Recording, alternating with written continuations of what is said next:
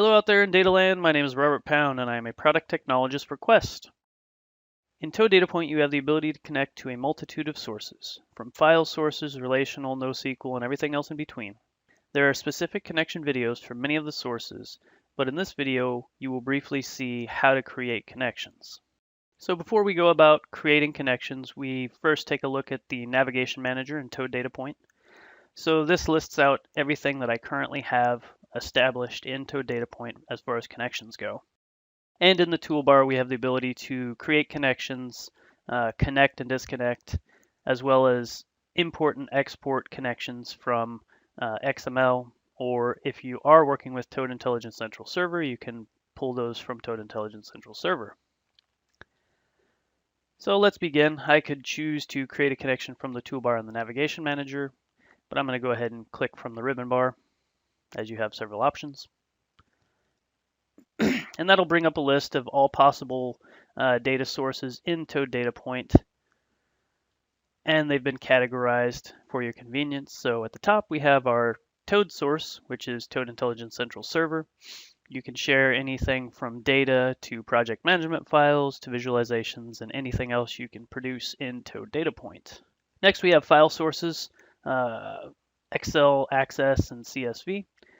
And you generally just have to provide a path either on your local drive or to a share. Next, we have our relational sources.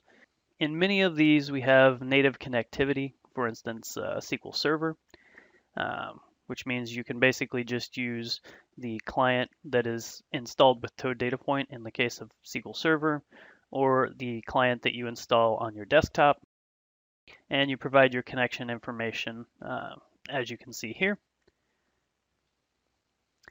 There are also several Odbc connections.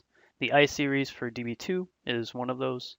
So if you already have a Odbc connection established, you can choose it from the drop-down list and then go ahead and start using this source once you fill in your information.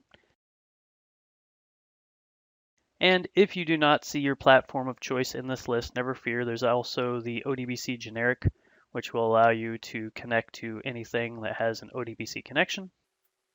And then moving on to business intelligence sources, so this allows you to connect to Salesforce, Google Analytics, OB, etc., which is important if you have a little bit of lag time in your business intelligence platform. You can pull down from the presentation layer once you enter in your URL and connection information in the case of OB, and then match that up with current data that you have on an Excel spreadmart or in a relational database, etc. And then finally, our NoSQL sources. So we have several sources, Hive, Cloudera, etc.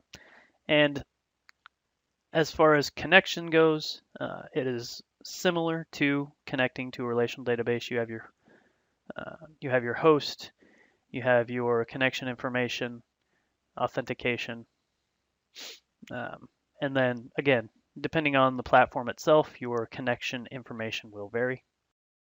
And that's all I had to share about connecting in Toad Data Point today. Hopefully you understand a little bit more about Toad Data Point and everything that you have the ability to connect to. For more information on this topic, you can check out the help file. It has a wide range of content and tutorials to help get you started. You can also check out the community-driven innovation going on at www.toadworld.com. For more information on this product, you can go to www.quest.com/products/Toad Data Point. Thank you and have a tremendous day.